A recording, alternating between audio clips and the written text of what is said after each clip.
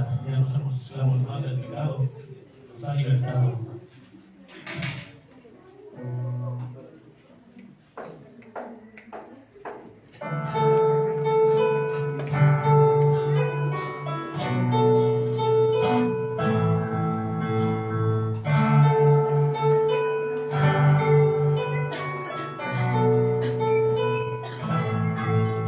Las cadenas de la muerte me quitó, para mí ya no hay condenación, hay libertad.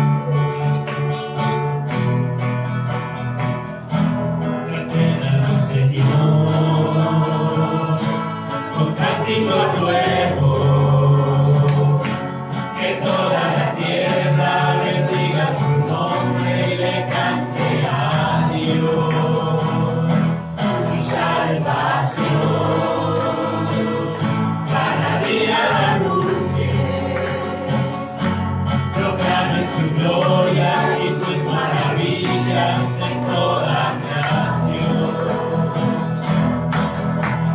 Porque el Señor es grande y temible, digno de alabanza y solo los cielos, gloria y magnificencia delante de él. Cantemos a Dios, Demos gloria a su nombre, cantemos a Dios, en su hermoso santuario. los pueblos unidos ofrendan regalos, cantemos a Dios. Cantar al Señor, porque es santo. Proclamen al mundo que su reino es justo y Él juzgará. Regocíjense los cielos y tierra, el mar y el campo, los árboles todos así cantarán. Delante de Dios que viene ya pronto, viene para gobernar a la tierra y juzgará al mundo con su verdad. Cantemos a Dios, Demos gloria a su nombre, cantemos a Dios, en su hermoso santuario. los pueblos unidos ofrendan regalos, cantemos a Dios. Cantemos a Dios, Demos gloria a su nombre, cantemos a Dios, en su hermoso santuario. los pueblos unidos ofrendan regalos, cantemos a Dios. Cantemos a Dios.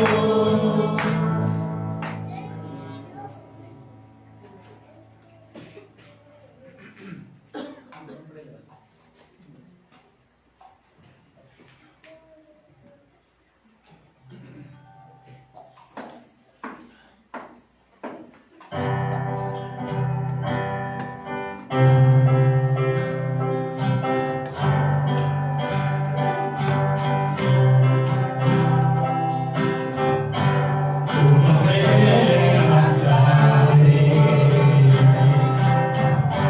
que deleito en adorarte.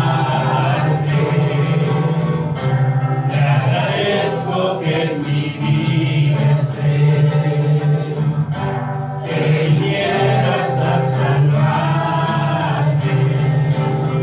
Dejaste el trono para mostrarnos la luz de tu trono a la cruz y mi deuda pagar, de la cruz a morir, de la muerte a tu trono, tu nombre levantaré.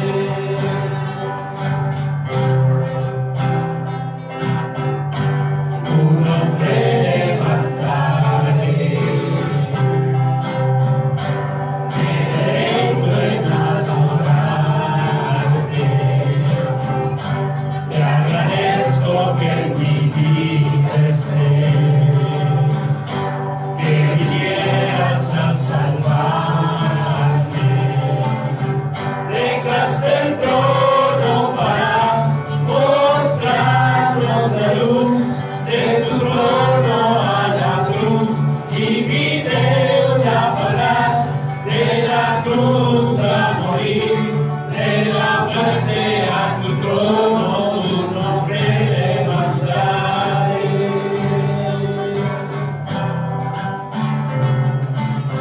Dejaste el trono para mostrarnos la luz de tu trono a la cruz y mi deuda pagar, de la cruz a morir, de la muerte a tu trono, tu nombre levantaré.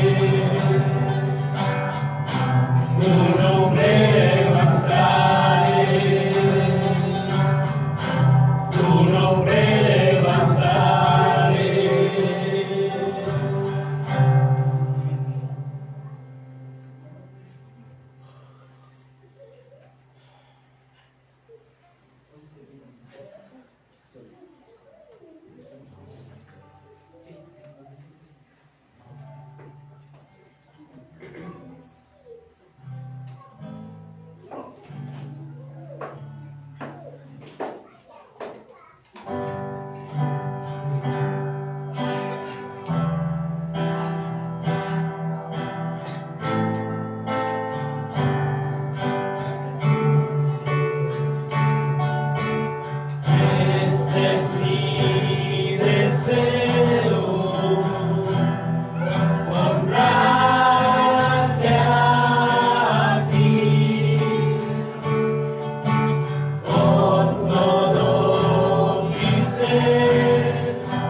te adoro a ti.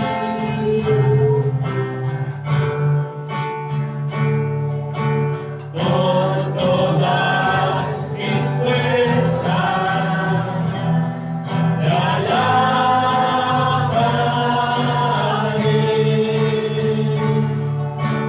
Mi adoración eres tú.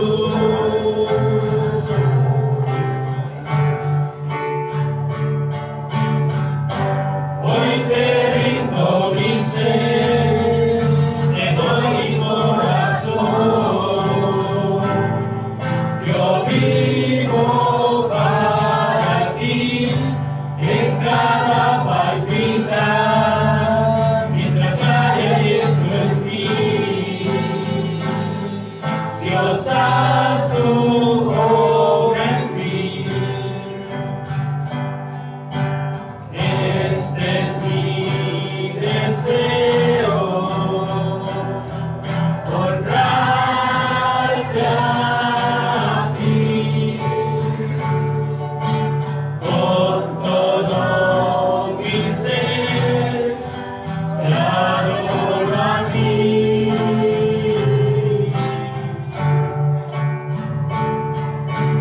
Con todas mis fuerzas, te alabaré.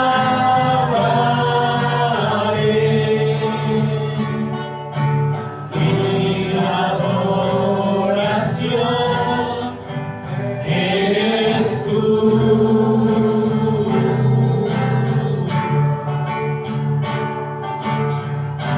Hoy te rindo mi ser, te doy mi corazón. Yo vivo para ti en cada palpitar, mientras haya aliento en mí. Dios, haz tu obra en mí. Hoy te rindo mi ser, te doy mi corazón. Yo vivo para ti en cada palpitar, mientras haya aliento en mí. Dios, haz tu obra en mí. Dios, haz tu obra en mí. Dios, haz tu obra en mí.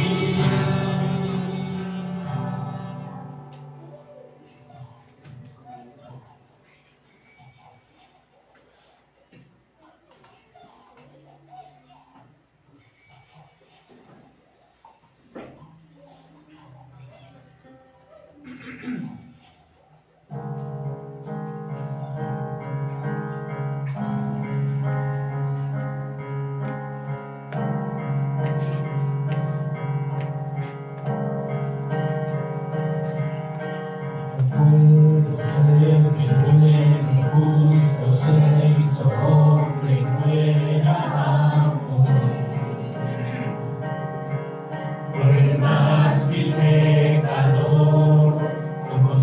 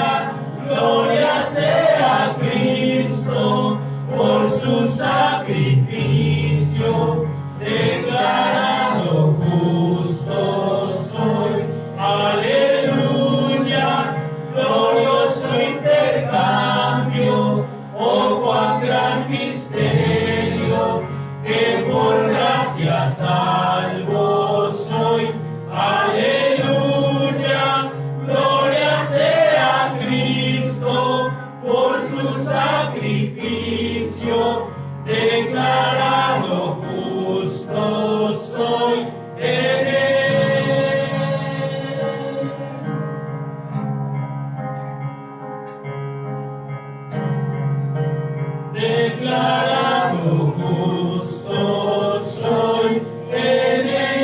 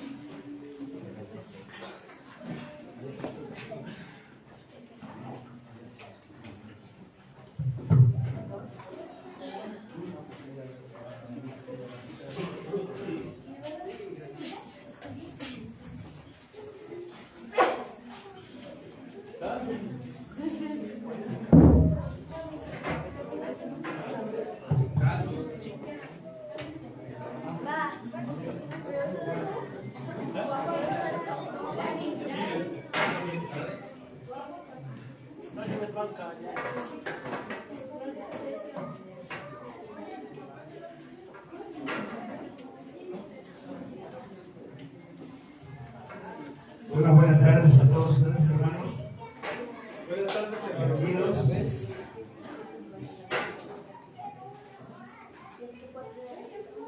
1:30 y fue con 3:30. Aguantan, hermano. Ok. Prepárense, pues. Esta mañana después de los testimonios que nos compartieron los hermanos, su experiencia en el viaje, su experiencia allá en Toluca, nos habla precisamente de que cada uno de nosotros tiene un don. Y tal vez, hermana, el don de misericordia es el que Dios te dio, porque Dios puso a cada uno donde debe de estar. Sin embargo, no solamente los que fueron tienen el don de misericordia. Yo creo que todos los cristianos debemos tener ese don. Yo creo que si no tenemos ese don, no seríamos cristianos. Entonces algunos pudieron ir, otros no pudieron ir por diversas circunstancias. Yo en lo particular, la verdad, hermanos, estuve pasándola un poquito delicado de salud, pero pues para la gloria de Dios aquí estoy bien, gracias a Dios. Y vamos a darle seguimiento a lo que estamos estudiando, de acuerdo y en relación a los dones, de lo que trata el libro de 1 de Corintios. Hermanos, ya el hermano Jorge en su intervención pasada nos estuvo hablando acerca de la unidad del cuerpo de Cristo, porque la iglesia es el cuerpo de Cristo y todos dependemos unos de otros, todos nos dependemos unos a otros mutuamente. Entonces, en ese sentido, el apóstol Pablo, inspirado por el Espíritu Santo, toma el cuerpo humano como analogía para explicar lo que de alguna manera debería de ser el cuerpo que es la iglesia, el cuerpo de Cristo,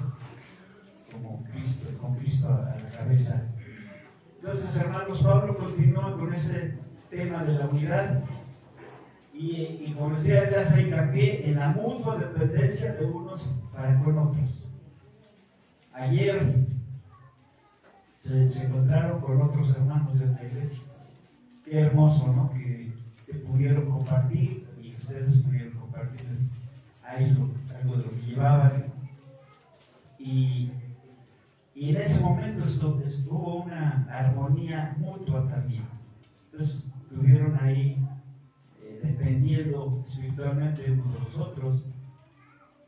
¿Y eso qué quiere decir, hermanos?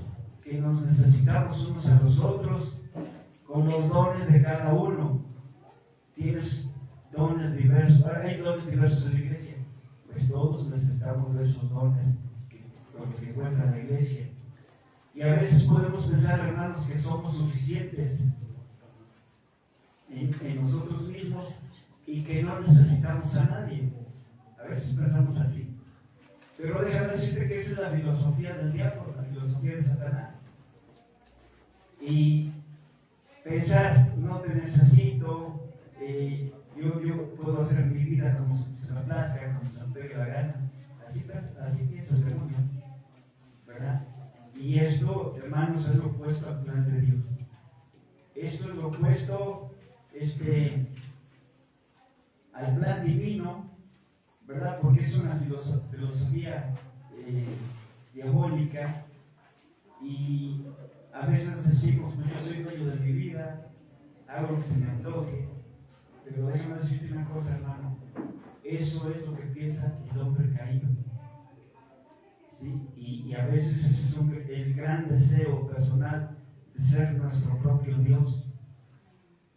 Pensando así, de ser nuestro propio Dios. Y a veces, hermanos, los cristianos caemos presa de esa idea. Entonces hay que revisarnos. A veces pensamos que porque estamos completos en Cristo Jesús y que Él es nuestra suficiencia, no necesitamos a nadie. Perdón, regálame agüita, por favor.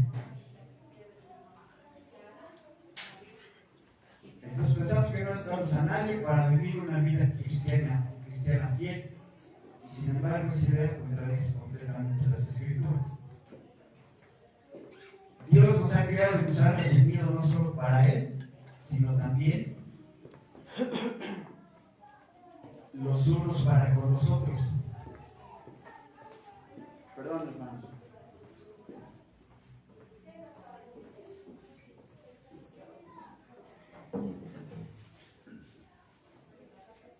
Perdón, disculpen, es que tengo un poquito sentido también de la garganta, del pecho.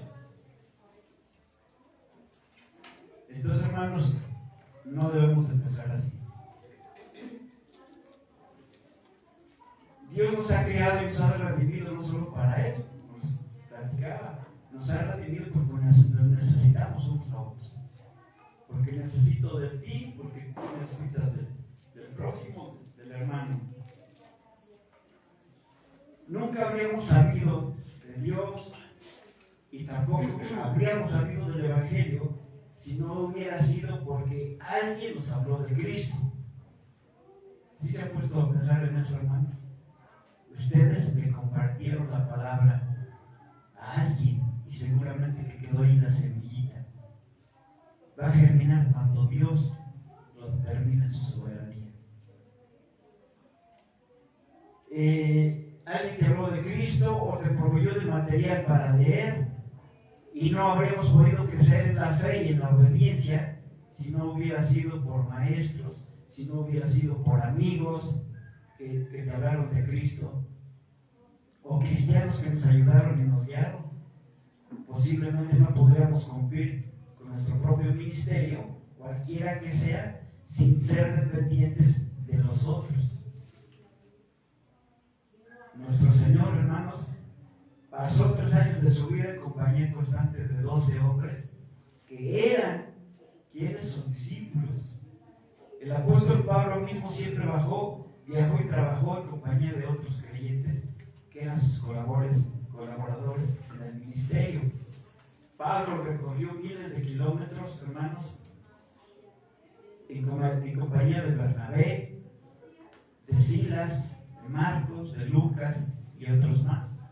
Entonces, no tienes por qué andar solo, pensando que tú eres suficiente, que lo puedes hacer todo. Hay 2 razones, hermanos, por las que algunos cristianos nunca se involucran en el ministerio. Una, algunos sienten que no tienen dones o habilidades que merezcan la pena, de modo que se sientan y dejan que otros hagan la tarea. Entonces, ahí está mal, ¿no? Como nos dice 1 Corintios 12, del 15 al 17. Segunda razón, otros se sienten tan altamente calificados que no necesitan la ayuda de los demás para llevar a cabo su ministerio. no se debe de pensar así. Como los que podemos ver, damos lectura al texto que vamos a ver hoy. Pero ni el individualismo de supuesta inferioridad, ni el individualismo de la independencia orgullosa es bíblica, ni tampoco agrada al Señor. Ahora sí vamos a orar y pedirle a Dios que guíe este tiempo. Padre Celestial, bendice tu palabra, Señor, y glorifícate en ella. Padre, edifícanos y fortalécenos, Señor. Y Padre, que no juzguemos a los demás por la apariencia, Señor. A veces se juzga un libro por la portada sin conocer su contenido. Padre, disponemos nuestro corazón y límpianos, quítanos lo que estorbe, Señor, para que tu palabra caiga en nuestro corazón, la llevemos también, salgamos pues cada vez más creciendo en tu palabra. Te lo pedimos en nombre de Cristo Jesús nuestro Señor. Amén. Miren, vamos a abrir la Biblia en el capítulo 12 de 1 de Corintios. La parte final la vamos a ver hoy. Y vamos a leer del versículo 21 al 31. Entonces, vamos a ir avanzándole un poquito a prisa para que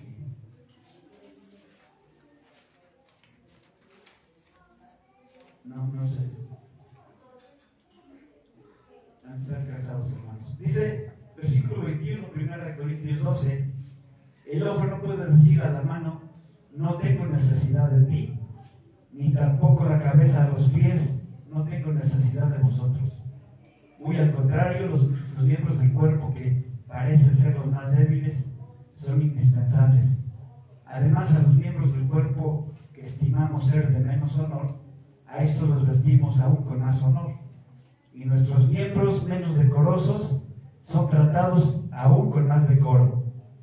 Porque nuestros miembros más honrosos no tienen necesidad, pero Dios ordenó el cuerpo dando más abundante honor al que le faltaba, para que no haya desaveniencia en el cuerpo, sino que todos los miembros se preocupen los unos por los otros. De manera que si un miembro padece, todos los miembros se conduelen con él, y si un miembro recibe honra, todos los miembros se gozan con él. Ahora bien, vosotros sois el cuerpo de Cristo, miembros suyos individualmente. Aún nos puso Dios en la iglesia primero apóstoles, en segundo lugar profetas, en tercer lugar maestros, después los que hacen milagros, después los dones de sanidades, los que ayudan, los que administran, los que tienen diversidad de lenguas. Pero dice el 29, ¿acaso son todos apóstoles? ¿Todos profetas? ¿Todos maestros? ¿Acaso hacen todos milagros? ¿Acaso tienen todos dones de sanidades? ¿Acaso hablan todos en lenguas? ¿Acaso interpretan todos? Con todo, dice, anhelad los mejores dones. Y ahora dice, os mostraré un camino todavía más excelente. Amén, hermanos. Bien. Entonces, hermanos, después de eso que les acabo de contar antes de la lectura bíblica, vemos que hay dos clases de cristianos, ¿no? Son individualistas que dicen, no me necesitan. Y la segunda dice, no los necesito. Esa actitud, hermanos, es incorrecta en el mundo, porque Dios ha hecho que toda su creación esté interrelacionada, especialmente la humanidad, que Él creó a su imagen y semejanza. Pero esa actitud, hermanos, hablando de división, porque en Corinto existía eso, dice, es peor en la iglesia, cuyos miembros tienen un Salvador y Señor común, y además un cuerpo espiritual. El ojo, hermanos, no tiene el derecho de decir a una mano, no te necesito. Ni tampoco la cabeza le puede decir a los pies, no tengo necesidad de ustedes, de vosotros. Y muchas veces nosotros, hermanos, a mí me ocurre mucho porque luego trabajo con ella. Al agarrar un trozo, se me han rodado hacia los pies. Y luego desafortunadamente me cae en el mero dedo chiquito del pie, por ejemplo. Porque se ruedan los trozos, ¿no? Y pues ya pues suena el dedo chiquito, el más insignificante, el más pequeño. Yo creo que es el más chiquito de los 20 que tenemos, ¿no? ¿Y qué hace la boca? Inmediatamente. ¡Ay! ¡Ay! ¿Por qué? Porque está interrelacionado nuestro cuerpo. Entonces, en la iglesia, al que no podemos considerar a nadie más pequeño, lo necesitamos. Y con ese don que tiene el hermano o la hermana, lo necesitamos. Aquel que tiene el don de servicio, de servir, aquel que tiene el don de estar en la cocina, a todos los necesitamos. Al que evangeliza, lo necesitamos.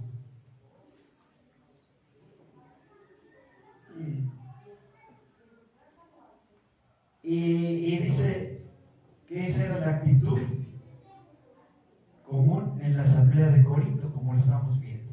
Por eso Pablo les escribe todo esto.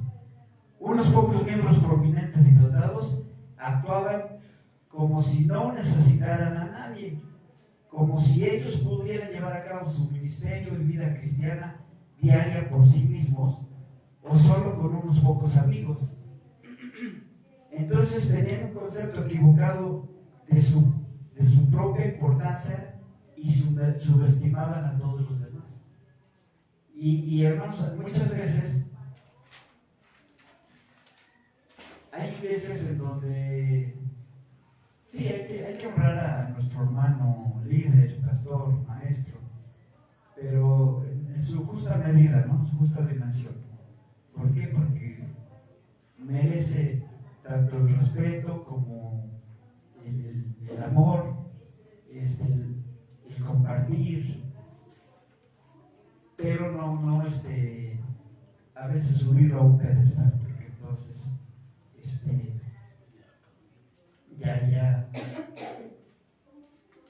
ya da la impresión de otra cosa, ¿no? Entonces, al desobedecer los principios de Mateo 18, que ahorita le voy a dar lectura, estas personas menospreciaban a las personas que eran débiles o menos importantes. Dice Mateo 18:10, mirad, no tengáis en poco a ninguno de estos pequeños, porque os digo que sus ángeles en los cielos siempre ven el rostro de mi Padre que está en los cielos.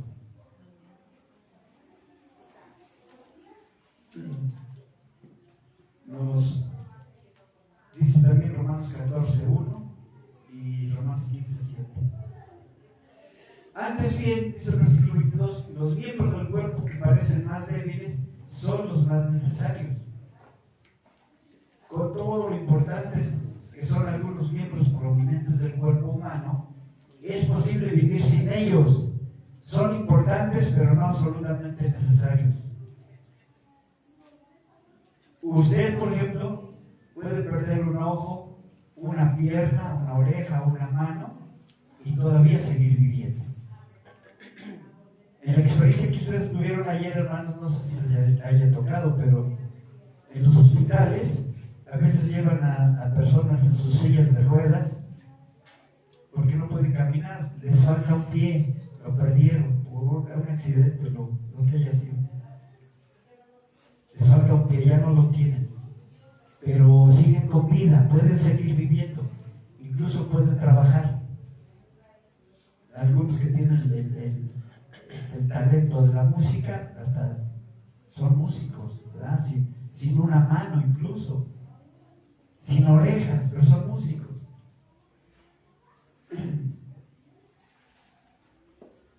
Y siguen viviendo así, pero no puede perder, esa persona no puede perder el corazón, no puede perder también, por ejemplo, el hígado, o los pulmones, o el cerebro, y seguir viviendo. No se puede. Estos órganos están más ocultos que los otros, ¿no? El cerebro no lo vemos, los pulmones no los vemos, sí vemos las manos, sí vemos los pies. Pero el cerebro, el corazón, ese no lo vemos.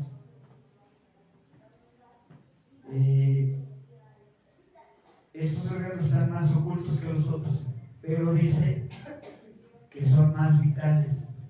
O sea, en el organismo de la iglesia hay dones que son más vitales para la iglesia. ¿Sí? Y hay miembros que no vemos, como los que a veces hay ministerios no muy vistosos, pero son bien necesarios, bien importantes. Y uno de esos pulmones para el cuerpo de la iglesia es el grupo o el cuerpo de oración. Es importante la oración. Es importante aquel que se une con otros para hacer el aseo, para darle mantenimiento al local. Sea nuestro hermano, ya se desbordó lo que se rascó, pero ahí va el trabajo adelante, ¿no? Usted puede darse cuenta de cómo respiran sus pulmones o cómo late su corazón, pero su trabajo no es tan obvio como lo que hacemos con nuestras manos o con nuestros pies. Esas partes que se notan menos, o sea, los órganos internos, parecen más débiles que mucho del resto del cuerpo. Son las extremidades exteriores, pero son también las más necesarias. Los cristianos que oran son los más necesarios, hermanos. A veces decimos, es que el Señor no contesta la oración.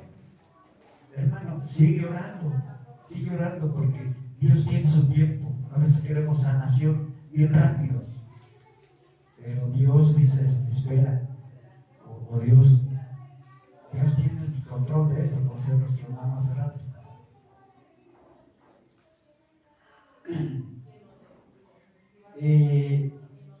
En consecuencia, hermanos, los órganos que no podemos ver están más protegidos por el esqueleto, son más vitales y más vulnerables también, por tanto necesitan más protección. A esos hermanos hay que protegerlos, porque usted puede vivir, como lo dije hace rato, sin piernas, pero no puede vivir sin pulmones. Los ministerios más vitales en una iglesia siempre incluyen los que son menos obvios. Las oraciones, servicios fieles y unos pocos dedicados santos que no tienen ningún cargo, son a menudo los canales más confiables y productivos del poder espiritual en una congregación. A veces, hermano, ese hermano que pasa desapercibido es el que a veces te puede prestar oídos al problema que tienes, que te puede dar un consejo, pero a veces no los consideramos mucho, no los tomamos en cuenta. La iglesia de Corintia, hermanos, había fallado en ser considerada y reconocida con los que no tenían los dones más visibles y destacados, tales como el de profecía, lenguas o sanidades. Los que cumplen con ministerios que se notan menos son a veces vulnerables a la incomprensión y a menudo también al descuido y a la falta de reconocimiento. Ellos debían estar protegidos por los demás creyentes, del mismo modo que el cuerpo protege a sus órganos vitales. Tenemos que proteger a los menos vistosos, por decirlo de una manera. Y siguiendo con esta analogía que Pablo hace del cuerpo humano, les recuerda ahí en el versículo 23, dice que los miembros del cuerpo que nos parecen menos dignos, estos vestimos más dignamente, y los que en nosotros son menos decorosos, se tratan con más decoro. ¿A qué se refiere, hermano? Cuando dice menos dignos, Porque dice, hay partes del cuerpo que no son atractivas. Muchas veces podemos ver en alguien unas piernas flacas. Por ejemplo, en el hermano Luis, ¿no? Unas piernas flacas. No son muy atractivas. O también podemos ver en alguien una panza. ¿Qué panzón está? Entonces no se va a hacer atractivo un hombre barrigón, como el que tiene un cuerpo atlético. Pero esas partes, las piernas y la barriga, las cubrimos y las vestimos. Las vestimos con decoro, ¿verdad? Una bata que disimule ahí el bulto, pero se ve uno bien, ¿verdad? Pero bueno, cosa que no hacemos, por ejemplo, con la cara o con las manos. Porque la cara, pues, ahí está. Somos guapos, otros menos guapos y otros menos guapos, ¿no? No tratamos la cara. Bien. A estas vestimos más dignamente, ¿no? Sus manitas, tengo frío, no con unos guantecitos. Pero se siguen viendo con 5 dedos, ¿verdad? Los pequeños guantes. Entonces, menos decorosos, hermanos, significa vergonzoso, indecente, impresentable. Aquí se refiere a las partes del cuerpo que las tenemos como íntimas o privadas y que las cubrimos. Pero hoy en día, ¿qué se hace hoy en día? Se busca explotar exhibiendo esas partes íntimas, indicando así una depravación. Todo cristiano sensible está mucho más preocupado por su corazón que por su cabello. Entonces, hermana, no te preocupes si el hermano Luis trae un gallo aquí, así parado, no se lo hizo bien, ¿verdad? No, preocúpate por tu corazón. Entonces, los que están en posición de liderazgo están especialmente obligados a alentar a los de poco ánimo, a sostener a los débiles y ser pacientes para con todos. Los que tienen dones más notables y atractivos son los más decorosos, que no tienen necesidad que se les dé ánimo y protección. El honor les viene a ellos casi de forma rutinaria y debieran dar más abundante honor al que le faltaba. Entonces, hay que darle honor a los demás. Hermanos, la experiencia más sorprendente que tendremos nosotros los cristianos es esta, y recuérdenla muy bien. Esa experiencia será cuando veamos al Señor entregar sus recompensas allá en el Bema, en el tribunal de Cristo, donde cada creyente recibirá según lo que haya hecho mientras estaba en el cuerpo, sea bueno o sea malo. 2 Corintios 5:10. Si hay algo parecido a una conmoción en el cielo, creo que es lo que la mayoría de nosotros vamos a sentir cuando los secretos sean revelados. ¿Cuáles serán esos secretos? Vamos a leer 1 Corintios 4. Vamos al capítulo 4 de Corintios, atrásito. 4, del 3 al 5.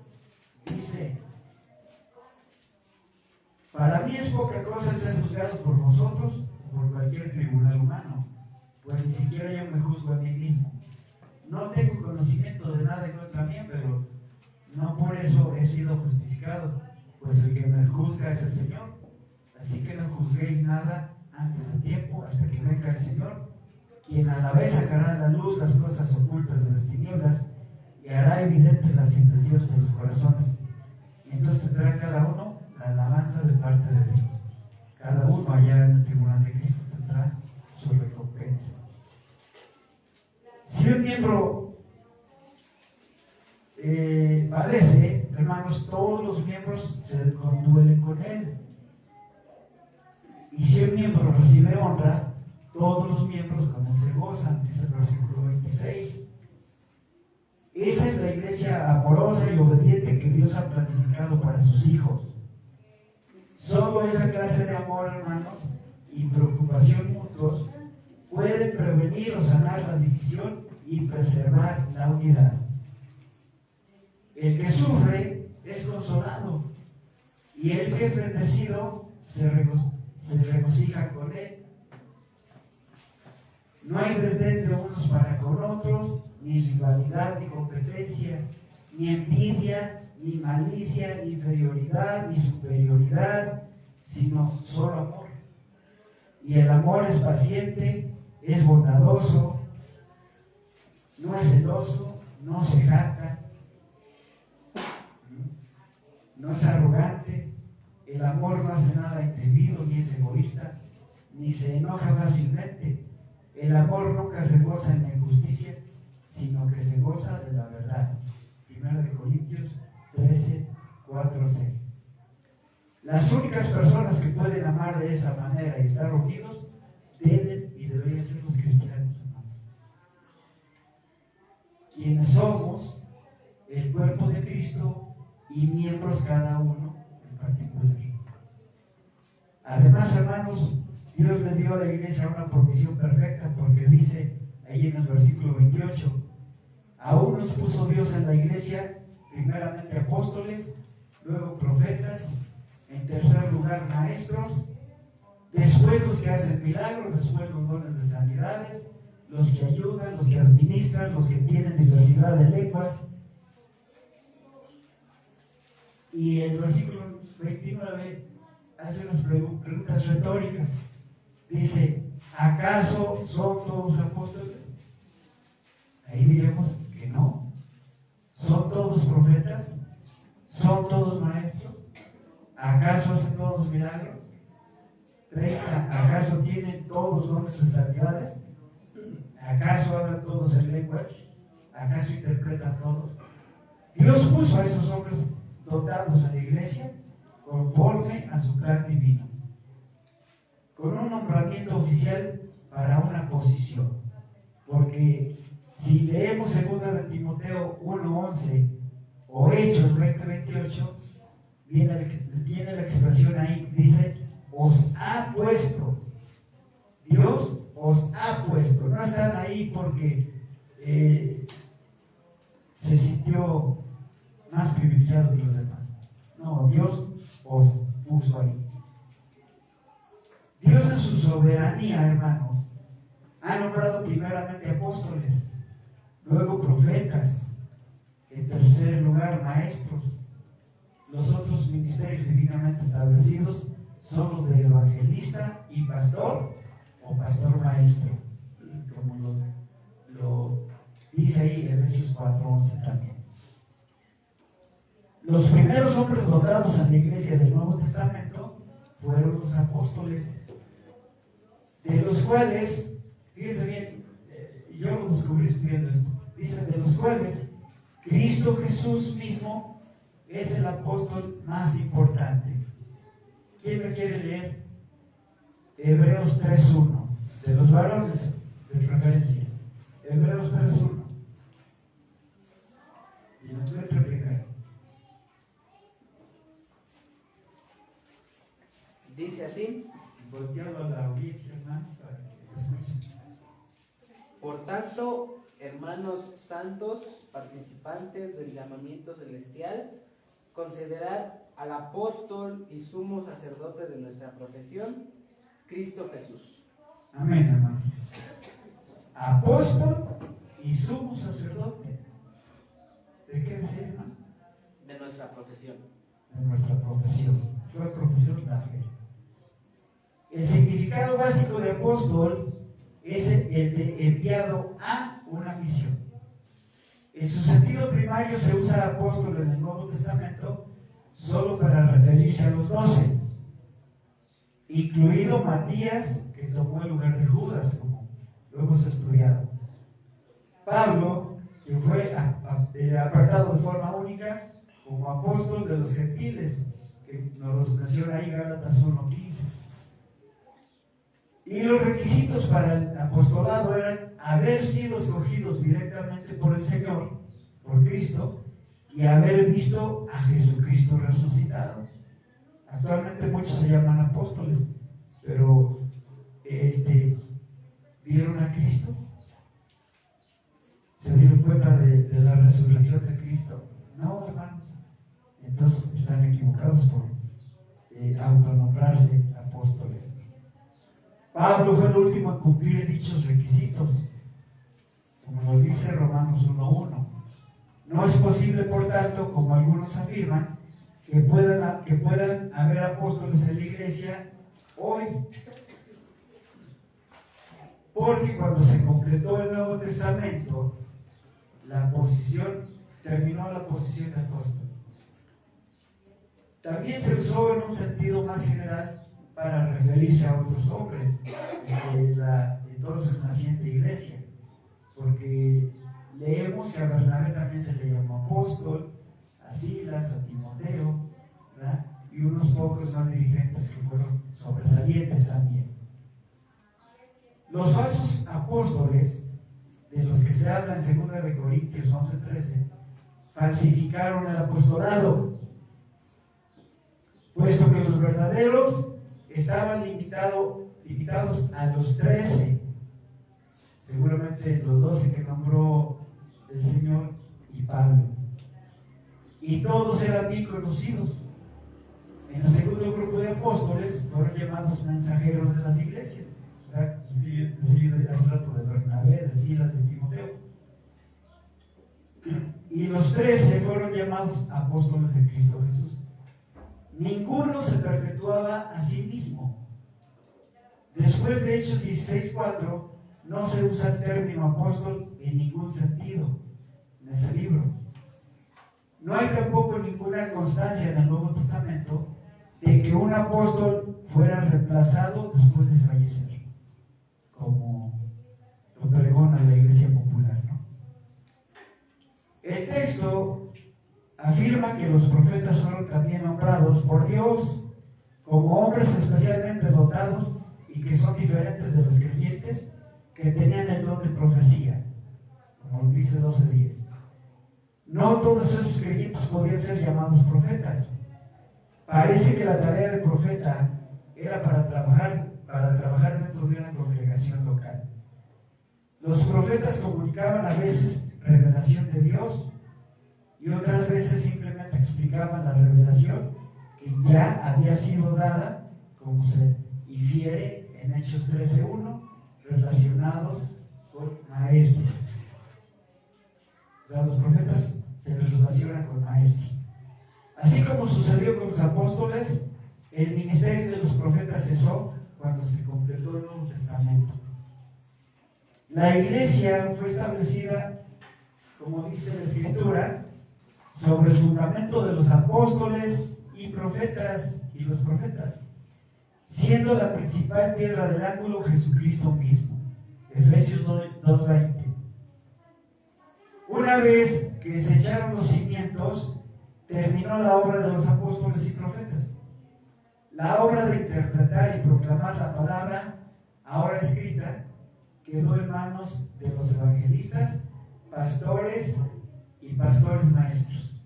Ellos son los encargados de proclamar la palabra de Dios. El tercer ministerio es el de maestros, el cual puede ser el mismo que el de pastor maestro. El maestro no solo tiene el don de enseñar, sino el llamamiento de Dios a enseñar. Es llamado y capacitado para el ministerio de estudiar e interpretar la palabra de Dios para la iglesia. Los que ayudan, también viene ahí. Es un don de servicio para ayudar y apoyar a otros día a día, de muchas maneras, pasando a menudo desapercibidos, pero estos ayudan a llevar las cargas de otros y por lo siguiente, cargarlos de ellos mismos, ¿no? Entonces, no sé, hermanos, si esto te ha pasado a ti o sientes carga por los demás. Así como Pablo les habló a los filipenses acerca de Epafrodito, dice su colaborador, el don de los que administran, también viene ahí en la Escritura, se refiere al don del liderazgo, es un don que se aplica a los pastores, que son los que gobiernan o pilotean una iglesia en la ruta correcta, en la ruta de Cristo. El don de palabra de sabiduría tiene que ver con el entendimiento y la aplicación práctica de las verdades de la palabra de Dios.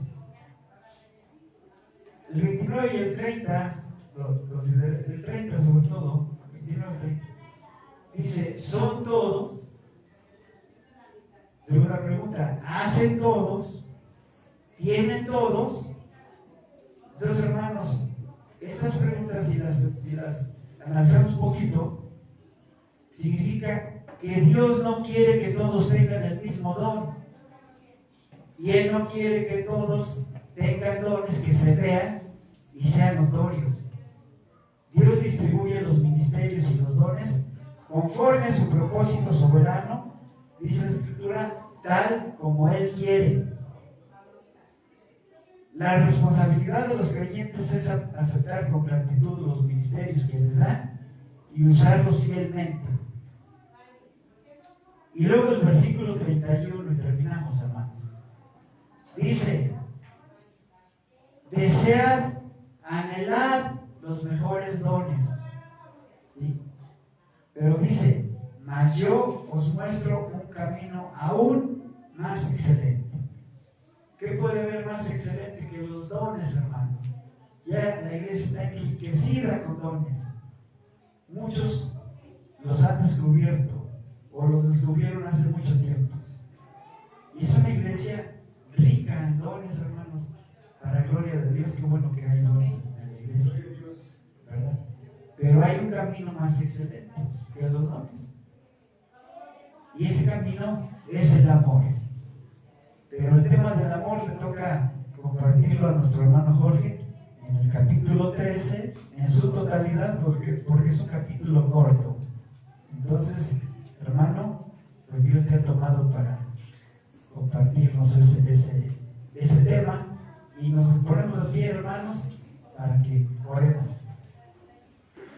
Bendito Dios,